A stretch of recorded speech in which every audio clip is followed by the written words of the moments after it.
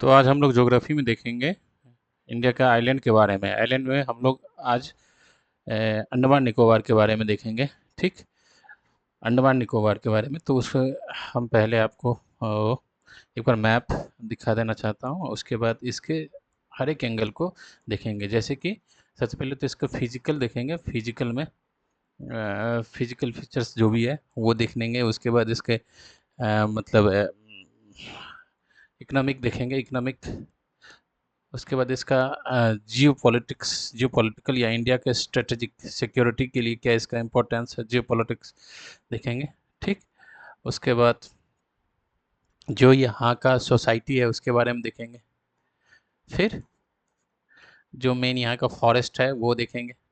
ठीक, तो इसके सब देखने के मतलब हर एक एंगल देखने की कोशिश करेंगे। ठीक, तो मैं एक बार आपको मैप पे तो मैं बाद में दिखा दूंगा। बस आपको जस्ट जस्ट मैं ये मैप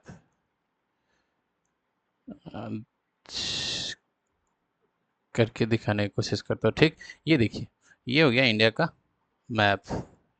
ठीक, यहाँ जो आपका अंडमान एंड निकोबार आइलैंड है वो इधर लाई करता है। ठीक, इधर आपका इंडोनेशिया स्टार्ट होता है। समझ गए? ये आपका हो गया म्यांमार। ये आपका ये इधर बांग्लादेश है, या इधर आपका नॉर्थ ईस्ट हो गया। ये इधर म्यांमार। ठीक, तो जब अंडमान निकोबार को आप देखोगे तो ये जो है ये क्या है, जा आपका जो हिमालय है, हिमालय जब ये नॉर्थ ईस्ट में आके जब ब्रह्मपुत्र इधर से, यहाँ से, ये इंडिया का मैप में आप ये देखेंगे, ये यहाँ से जब ये हिमालय यहाँ से यहाँ आने के बाद, यहाँ से टकराने के बाद, ये इस तरह से ही जैसे सिंटेक्सियल बेंड बोलते हैं, यहाँ से मुड़ने के बाद जब इस तरह से आती है। ठीक, तो जो जो इसका ये पार्ट इधर म्यांमार की तरफ चला जाता है उसे क्या बोला जाता है, उसे अराकान योमा बोला जाता है। ठीक, और यही जब ओशियन में सबमर्ज होने के बाद जब ये इस यहाँ पे दिखाई देती है। ठीक, तो ये भी क्या है, हिमालय पे, हिमालय यहाँ से बेंड करने के बाद इधर ये आपका म्यांमार में अराकान योमा कहलाती है। ठीक, और फिर ये समर्ज होने के बाद ये अंडमान निकोबार में आके दिखाई देती है। तो ये क्या है, ये हिमालय का ही एक पार्ट है जो टूट मतलब उधर से बाइसेक्ट हो गया, टूट गया। टूटने के बाद यहाँ पे फिर ये इमर्ज इमर्ज हुआ। पहले यहाँ पे सबमर्ज हुआ, फिर यहाँ पे इमर्ज हुआ। ठीक, तो अब जब देखोगे तो यहाँ पे अंडमान निकोबार है। यहाँ से अब देखोगे इसका मेन लैंड का डिस्टेंस, यहाँ से जो ये हो गया चेन्नई आपका, चेन्नई से इसका डिस्टेंस अप्रॉक्स 1150 किलोमीटर है। और इधर हो गया आपका कोलकाता से लगभग 1250 या 1300 के अप्रॉक्स किलोमीटर है। ठीक, ये डिस्टेंस है। जब आप ये देखोगे तो जो आपका ये है मतलब आपका ये अंडमान निकोबार, वहाँ वो जो आपका लाई करता है अंडमान निकोबार, अंडमान निकोबार ये है आपका इक्वेटोरियल क्लाइमेटिक रीजन में। इक्वेटोरियल, इक्वेटोरियल क्लाइमेटिक रीजन, इसका मतलब क्या हो गया, ये इक्वेटर के पास है 0 डिग्री, 0 डिग्री है इक्वेटर, उसके आसपास इस रीजन में पड़ता है, पड़ते हैं ना। अब आप देखेंगे कि अंडमान का, अंडमान एंड निकोबार में बहुत सारा पासेज है। ठीक, पासेज है। पासेज में आप देखोगे कि यहाँ जो आपका सुमात्रा है, ये हो गया जावा सुमात्रा, तो ये सुमात्रा है। सुमात्रा और ऊपर वाले को बोला जाता है अंडमान। ठीक, अंडमान, और नीचे वाले का है निकोबार। अब मैप में देख लेना, तो ये दोनों जो मतलब जिससे अलग होता है इसको बोला जाता है ग्रेट चैनल, ग्रेट चैनल। ठीक, चैनल, समझ गए? उसके बाद अब जब ये म्यांमार से जब अलग होता है इसको बोला जाता है कोको चैनल। ठीक, कोको चैनल इसको म्यांमार से अलग करता है। और ये जो सी है इसको बोला जाता है अंडमान सी। ठीक है, अंडमान सी, समझ गए? अब देखिए, जो आपका अंडमान निकोबार है, अंडमान में भी बहुत है, बहुत आइलैंड है। इसमें जो आइलैंड है लगभग 550 करीब, 554 के करीब आइलैंड है। ठीक, आइलैंड है लगभग, लेकिन इस आइलैंड में से केवल 24 पे ही लोग इनहैबिटेटेड है। इनहैबिटेड मतलब लोग रहते हैं, समझ गए। तो जो अंडमान है इसको जब देखोगे तो इसके 3-4 पार्ट में डिवाइड किया गया है, ठीक। एक हो गया ग्रेट अंडमान, ठीक, लिटिल अंडमान, ठीक, साउथ अंडमान, ठीक, समझ गए। ये अंडमान का। जब आप निकोबार को देखोगे तो निकोबार का जो नॉर्दर्न पॉइंट होता है उसको बोला जाता है car Nicobar. Car Nicobar. Great Andaman, little Andaman, middle Andaman भी है, मिडल अंडमान भी है, ठीक। कार निकोबार बोला जाता है, कार निकोबार जो नॉर्दर्न पार्ट है उससे। और जो साउदर्न पार्ट है इसे बोला जाता है ग्रेट ग्रेट निकोबार, ठीक, ग्रेट निकोबार। जो आप इंडिया का जो सबसे साउदर्न पॉइंट है जिसको बोला जाता है इंदिरा पॉइंट बोला जाता है, जो आपका भारत में कहते हैं ना, जो आपका इंडिया का सबसे दक्षिणतम बिंदु मतलब साउदर्न पॉइंट कौन सा है, तो साउदर्न पॉइंट जो है वो ग्रेट निकोबार में ही पाया जाता है, ग्रेट निकोबार निकोबार में है, जिसे बोला जाता है पिगमेलियन पॉइंट, पिगमेलियन पॉइंट, ठीक। और इसे इंदिरा पॉइंट भी बोला जाता है, समझ गए, समझ गए, ठीक। जो आपका अंडमान एंड निकोबार है, ये अंडमान निकोबार हो गया, अंडमान एंड निकोबार हो गया, ठीक, अंडमान निकोबार है। तो ये हो गया, ये अंडमान के जो इसके और इसके बीच में जो पास है उसे बोला जाता है डंकन पास, डंकन पास, ठीक। और इसे अंडमान निकोबार इसको 10 डिग्री चैनल, मतलब ये जो अंडमान में जो इधर का हो गया मिडिल अंडमान, मिडल अंडमान, और ये हो गया ग्रेट अंडमान, मिडिल अंडमान और ग्रेट अंडमान, इस दोनों को जो सेपरेट करता है उसे बोला जाता है डंकन पास। और इसे ये अंडमान और दूसरा ये निकोबार, इसको जो सेपरेट करता है उसे वो 10 डिग्री चैनल है, समझ गए। यहीं पे एक बैरन आइलैंड पाया जाता है, बैरन, ठीक। ये क्या है, वॉल्केनिक ओरिजिन हुआ है इस आइलैंड का। वॉल्केनिक ओरिजिन क्या होता है, ये देखिए, ये वॉल्केनिक इरप्शन हुआ, यहाँ से लावा निकला, तो लावा जब ठंडा हो जाएगा ऊपर में आके तो ये स्ट्रक्चर बन जाएगा जिससे एक आइलैंड बन जाता है, ठीक, आइलैंड बनता है, तो यही बैरन आइलैंड है, समझ गए। ये वॉल्केनिक है। वॉल्केनिक में भी ये क्या हो गया, मृत मतलब डेड, डेड ज्वालामुखी, वॉल्केनिक प्रोसेस से ये बना हुआ है, ठीक, डेड है। लेकिन इसके बारे में कभी कभार न्यूज आता रहता है कि मतलब यहाँ पे एक्टिव होने का चांसेस रहते हैं, ठीक। अब ये एक्टिव है कि नहीं है वो करंट न्यूज में आप देख सकते हैं इसको, समझ गए। देखिए these all are thing the factual thing, समझ गए। अब फैक्चुअल हो गया तब अब हम आते हैं अंडमान निकोबार के कॉन्सेप्ट पे आते हैं। देखिए जो अंडमान निकोबार है उसका मेन आपको देखो ज्योग्राफी, जो ये ग्लोब है, ग्लोब में ये कौन से मतलब जो लैटिट्यूड है किस लैटिट्यूड के बीच में आता है, ठीक, ये 0 से 10 डिग्री, ठीक।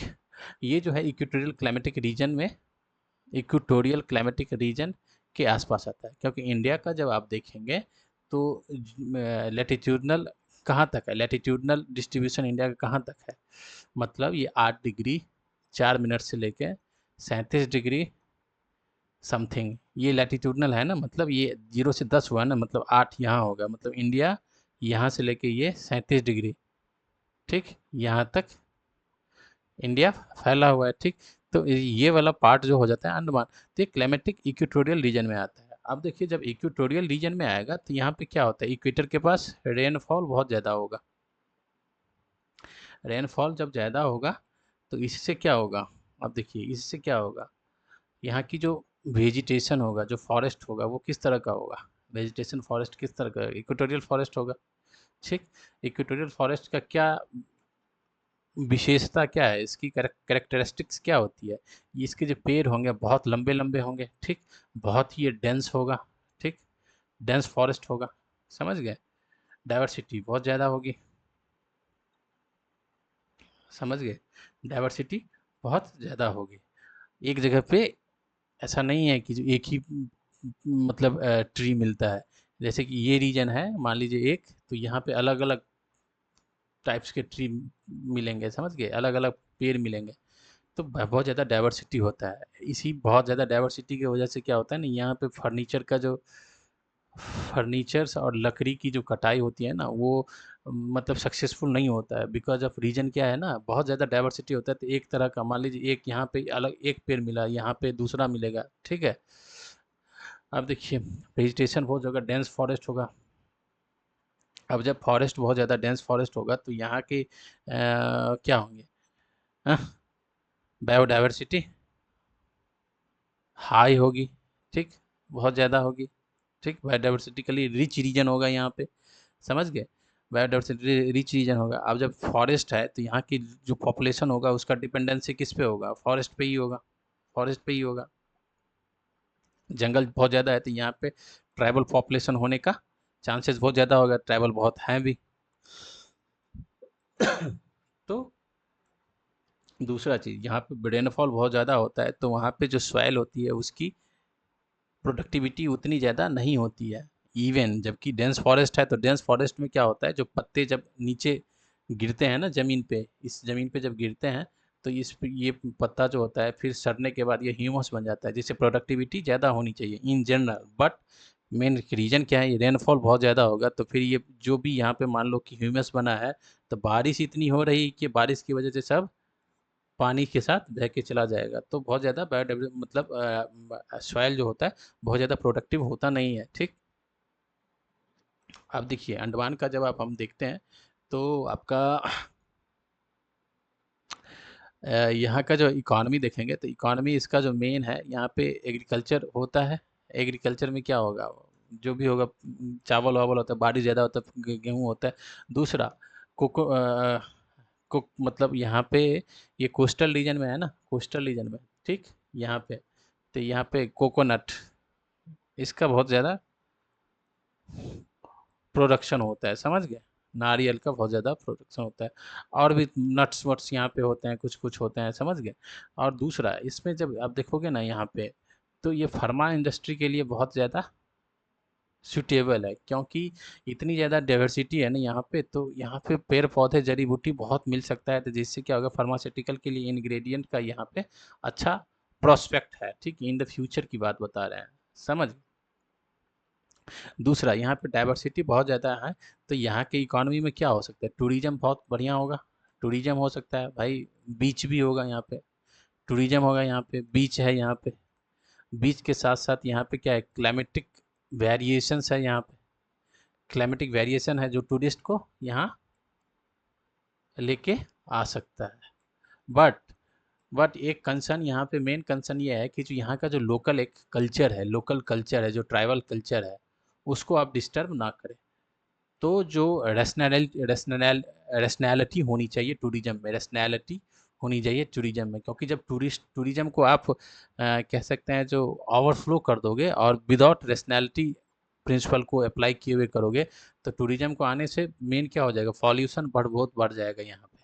पॉल्यूशन पॉल्यूशन में किस तरह का पॉल्यूशन, ये प्लास्टिक पॉल्यूशन बढ़ेगा, जो इस यहाँ के क्लाइमेट का जो वेलनरेबिलिटी है वो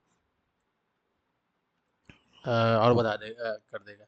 अच्छा, कुछ दिन पहले एक प्रोग्राम आया था ministry of home home affairs के, इसका डेवलपमेंट के लिए, उसको हम कभी डिस्कस करेंगे, इस एरिया को डेवलपमेंट के लिए। लेकिन जो इन्वायरमेंटलिस्ट है ना, इसको बहुत ज़्यादा वो क्रिटिसाइज और इसके अगेंस्ट है, बिकॉज ऑफ वहाँ की जो एक इन्वायरमेंटल वल्नरेबिलिटी है ना, उसकी वजह से, समझ गए। अब हम देखते हैं यहाँ की स्ट्रेटेजिक इम्पोर्टेंस, जो जियो पॉलिटिकल इम्पोर्टेंस है, ठीक।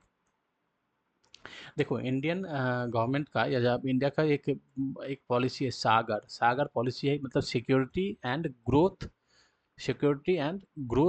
For security and growth for all, ठीक।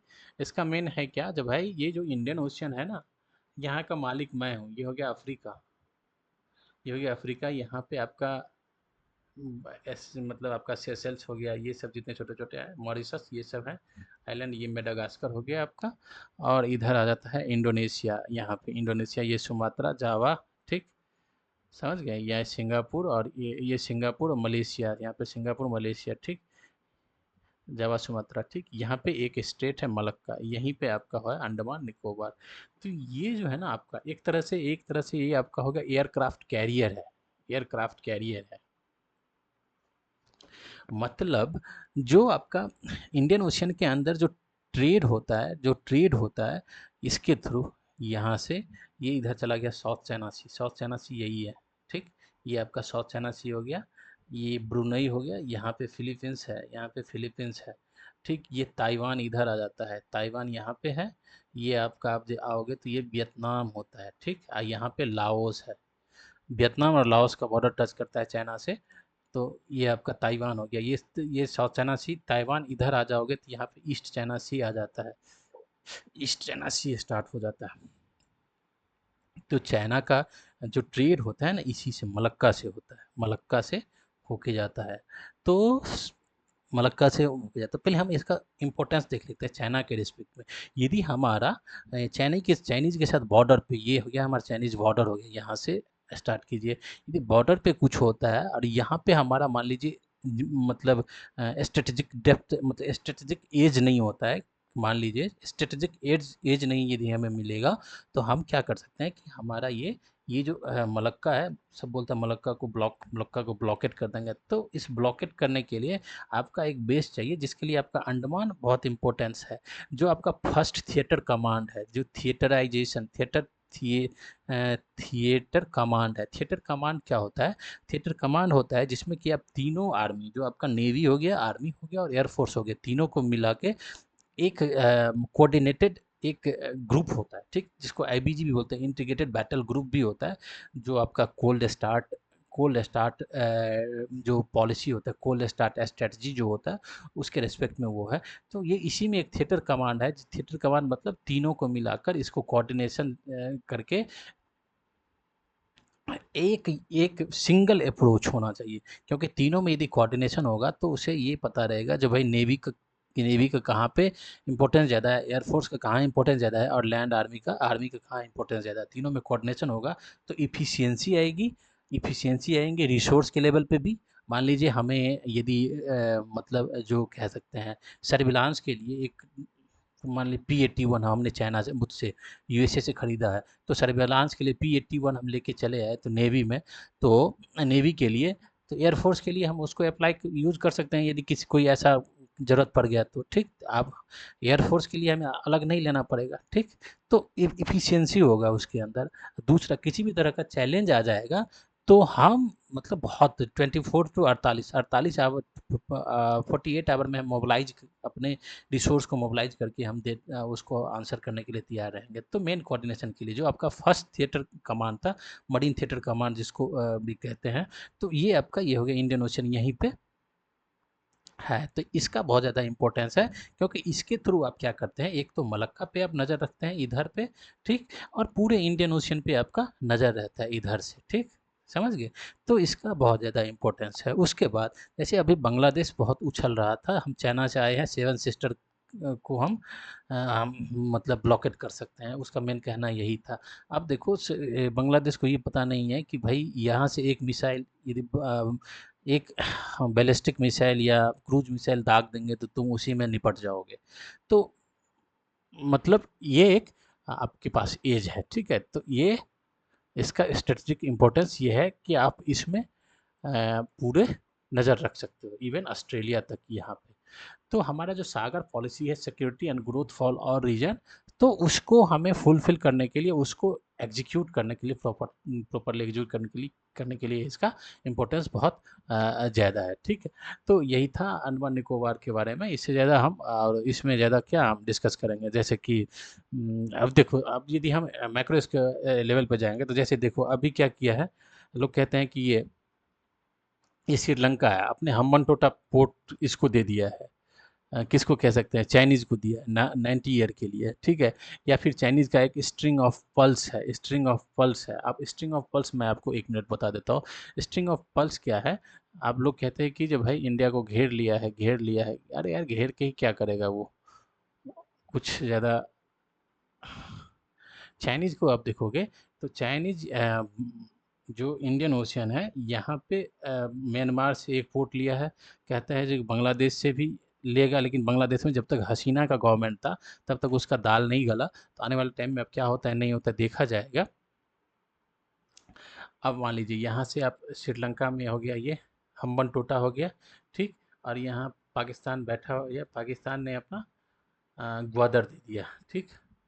ग्वादर दे दिया। इधर आप चलो आओगे अफ्रीका, अफ्रीका में आके आओगे तो यहाँ पे जिबूती में भी उसने एक लिया है। तो वो कह रहा है कि जो भाई चाइनीज आपको घेर रहा है, ठीक। एक ये एक बन जाता है ना एक स्ट्रिंग ऑफ पर्ल्स, ठीक, घेर रहा है।